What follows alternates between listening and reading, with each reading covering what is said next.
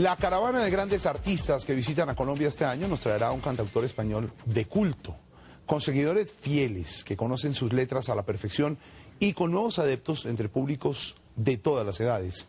Se trata de Joaquín Sabina, un poeta, un escritor, un músico, un exmilitante político, un amigo de Serrat, de Milanés, de Ana Belén y Víctor Manuel, de García Márquez y de Colombia. Precisamente está preparando maletas para venir al país, una tierra que, como él mismo dice, adora desde antes de conocerla. Pues Sabina recibió en su casa de Madrid a María Emma Mejía, le recordó sus inicios en el oficio de la música y le habló del comienzo de su relación con Colombia y de la inmensa expectativa que tiene de regresar después de la exitosa gira con Serrat llamada Dos pájaros de un tiro. María Emma Mejía entra al radar. A los 40 y 10 naufragueron los ultras sin faro. Mi caballo volvió solo a casa, que fue de John Wayne. Bueno, gracias a Joaquín Sabina por recibirnos además en este santuario, esta especie de museo que tiene en el Viejo Madrid. ¿Gira americana nuevamente? Nuevamente, pero antes de todo, es un gusto tener en mi casa, que es la tuya, a mi embajadora favorita de uno de mis países favoritos. Ah, gracias. Para mí también volver a verlos, y a ti, a Jimena, saber lo que está pasando, sobre todo con este nuevo disco, que es como el 20 o no sé cuánto. Por ahí ya. anda, por ahí anda. Yo creía que era un disco un poco crepuscular, ¿no? Un disco de mi etapa más tranquila. Acabo de cumplir 61 años, sin embargo la gente pues lo ha tomado como si fuera uno de los de hace 20 años, es decir, no como un añadido, como un epitafio, como una nota al margen, sino como canciones de hoy vivas y nuevas, ¿no? Y eso ha sido muy, muy gratificante para mí. A los Sanfal de la patria, maldito mayo de París, vendí en Portobelo los clavos de mi cruz. Vinagre y Rosas, ¿por qué este nuevo disco? Es un disco muy de desamor. Pero no el suyo, ¿no? No, aquí fagocité, me aproveché de mi amigo Benjamín Prado, gran poeta, a quien lo había dejado su novia y estaba endemoniado, y nos juntábamos con unas copas en un bar y él estaba muy enfadado porque le había dejado su novia, y yo estaba muy enfadado porque mi novia no me dejaba tener novia. Se juntan esas dos situaciones. Sí, así que nos fuimos a Praga, que es una ciudad maravillosa, centroeuropea, romántica, kafkiana, y ahí escribimos las letras de las canciones de este disco a cuatro manos, que fue una experiencia fantástica. Usted es un cantautor en el verdadero sentido. ¿Fue primero escritor? ¿Se sintió escritor, Joaquín? No sé si me sentí, pero sí era mi real vocación. Mi plan de vida cuando tenía 17 o 18 años era ser un humilde y honrado profesor de literatura en un instituto de provincias, y en los fines de semana escribir el Ulises de Joyce. que no se iba a vender, sí, pero que todo el mundo me iba a admirar. Era la vida, el proyecto. Ese era mi plan, pero subirme al escenario y ser un cantante, digamos, popular en el sentido amplio de la palabra, eso no me había pasado jamás por la imaginación. Y me imagino que a su familia en esa época, que era más era una familia puritana, una familia más... Eran católicos, apostólicos, romanos. Mi padre era policía franquista. En el salón de mi casa había un retrato de Franco y otro del Papa. Y había dos... Y le sale a usted, ¿no? Tuvieron dos hijos. Había dos opciones: o ser como mi padre o ser lo contrario. Mi hermano es policía y yo me fui a Londres de hippie. Y vivió en squatters y todo, sí, ¿no? Tengo entendido. Sí, entonces nos llamaban ocupas todavía, sí, ¿no? Ocupas. Pero era una vida magnífica, era vivir en el gueto, es decir, no hablábamos inglés, porque era mucho más divertido estar con chilenos exiliados, con cubanos exiliados, con colombianos golfos, con ese ambiente post-Beatles, por Rolling Stone de la época, ¿no? Era fantástico. ¿Y alguna vez sintió la represión en carne propia? Es decir, ¿el franquismo lo vivió usted? Sí, bueno, toda mi infancia, toda mi adolescencia y los primeros años en la Universidad de Granada, ¿no? Y lo que recuerdo es que era gris y que llovía mucho. Era un clima del que uno quería huir. La única vez que a mí me han detenido en mi vida lo hizo mi padre, el pobre, ¿no? Porque habían detenido amigos míos de Granada por antifranquistas y habían hecho algunos escándalos. Yo me fui a Úbeda, que es mi pueblo, pensando que allí estaba más seguro, y la policía de Granada llamó a la policía de Úbeda. Se puso mi pobre padre, mi padre me despertó y me dijo: hijo mío, estás detenido. Qué barbaridad, por Dios. Claro, yo pensaba que con ese background podía escribir El proceso de Kafka. Claro.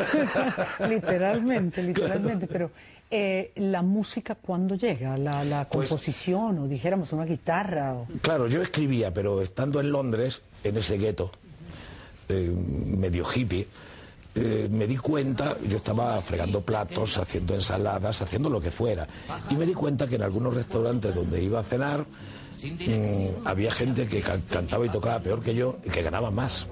Así que sin ninguna pretensión profesional me puse a aprender unas rancheras y unas canciones de Bob Dylan, y yo cantaba por las mesas.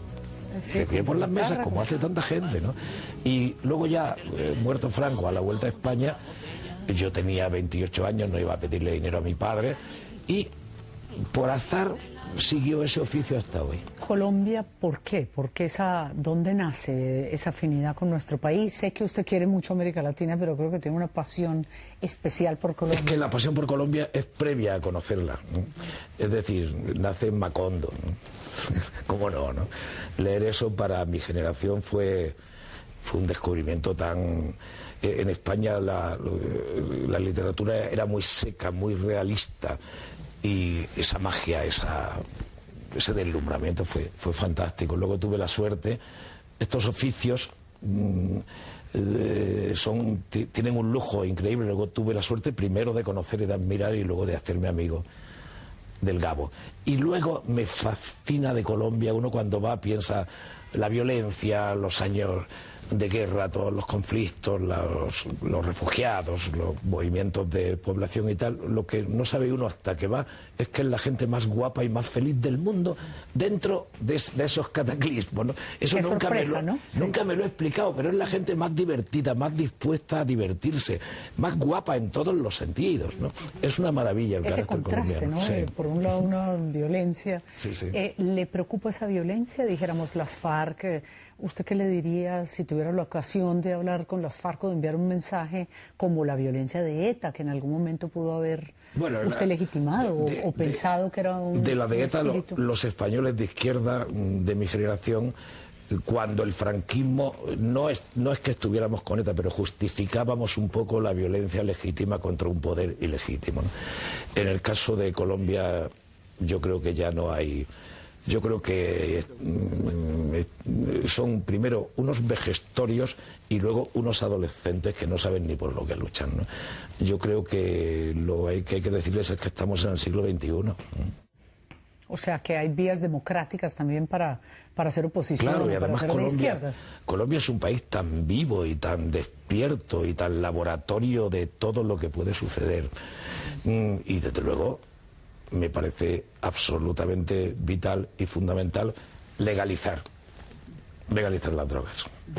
Es decir, cuando se acaba la ley seca en Chicago, sigue habiendo borrachos. Lo que no hay es gángsters. Por supuesto, y eso muchos analistas han hablado de que eso es un caldo de cultivo también para la insurgencia, dijéramos, para esa lucha armada. Pero ¿no? todos los verdaderos pensadores que uno lee, incluso los políticos, fundamentalmente lo dicen los jubilados, porque cuando estuvieron en política no se atrevieron a decirlo. En cualquier conversación privada con cualquier presidente de gobierno, todos saben que antes o después tendrán que legalizar, ¿no? Hablando de ideologías, América Latina como que volvió a eso de que usted hablaba de los 70, los 80, como una carga ideológica muy profunda entre derechas e izquierda. Tal vez el presidente Chávez ha llevado a ese extremo las cosas.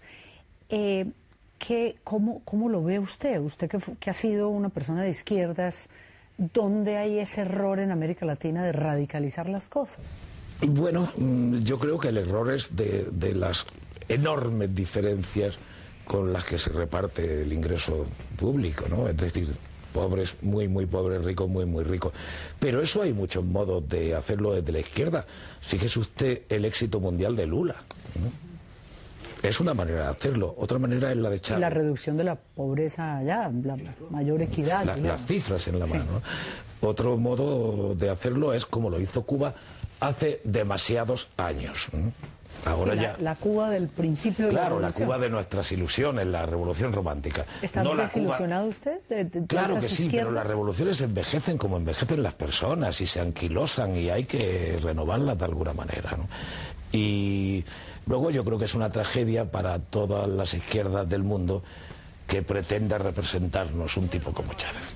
Es una pena, porque seguramente ha hecho cosas buenas, pero su estilo, su modo de proceder, su modo de hablar, su payaserío es algo que choca con el más mínimo sentido ético y estético de la gente de bien. Yo creo todavía en la ilustración, en los valores de la ilustración. Y creo que en Latinoamérica la ilustración es muy importante. Y no puede seguir habiendo caudillos populistas que destituyen a los ministros por televisión, no puede ser. ¿Le gustaría ir a Caracas a volver a cantar? ¿Tenía usted allá público también importante? Sí. He ido muchas veces. El problema es que, de hecho, estuvimos con Serrat. En esta última gira que también fue a Colombia. Y teníamos un problema, que era... A Caracas no se puede ir sin pronunciarte, por Chávez y anti-Chávez. Y nosotros no queríamos pronunciarnos. Y pasó una cosa divertida, porque como coincidió con el ¿por qué no te calles? El rey, sí, estábamos aterrorizados. Entonces fueron los antichavistas a vernos con una gran pancarta que decía larga vida al rey. Y entonces estábamos Serrat y yo. Serrat, en cuanto vio la campanita, como es mucho más listo, lleva más años, se fue del escenario y me dejó solo.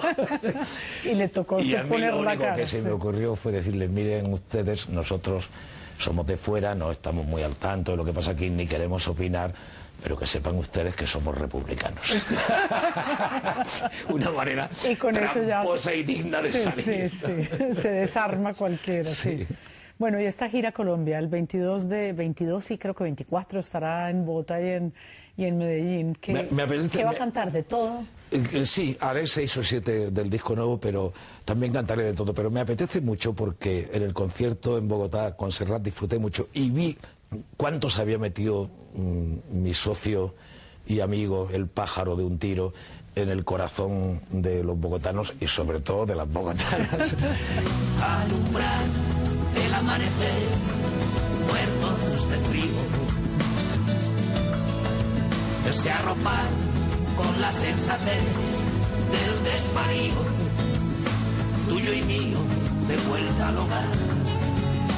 Qué vacío deja la ansiedad, qué vergüenza tendrán sus papás. Yo Colombia lo tenía un poco como asignatura pendiente porque nunca me fue tan bien hasta ese concierto. Sí, me acuerdo que esa primera, que yo me acuerdo que tuvo mucho que ver con su primer viaje, que claro, no era lo mismo que lo que es ahora. No, claro. ¿no? Es una y entonces locura. ahora me apetece mucho dar un concierto yo con mi banda en un momento que estamos rodados porque llevamos 30 conciertos entre América Latina y España y además me apetece mucho ir a Medellín. Que fui en aquella primera vez con Mustaquí, Paco Ibáñez y era todo un disparate tal que estoy loco por volver. No, se va a encantar. Es mi tierra, entonces ahí estoy a favor de esa gira, así que de verdad, gracias. ¿Sabe qué? No sé, tal vez la canción que uno más emblemática, me imagino, fuera de tantos otros poemas, y nos dieron las 10 y las 11, las 12 y la 1. ¿No me va a acompañar? ¿Quieres que cante? Sí, conmigo. A estas horas de la mañana. A estas horas, exacto. Y desnudos al amanecer nos encontró la luna. Y nos dieron las 10 y las 11. Gracias, de verdad, Joaquín Sabina, por recibirnos y lo esperamos allá ansiosos en Gracias, querida María. Colombia, por querer a ese país tanto. Nos tomaremos un tinto en Bogotá. Pero claro que sí. Gracias. De madrugada y por la puerta del servicio me pasabas el hachís al borde del precipicio, jugábamos a Telma Luis, pero esta noche... Sabina estará en Colombia el 22 de mayo para despertar toda clase de emociones.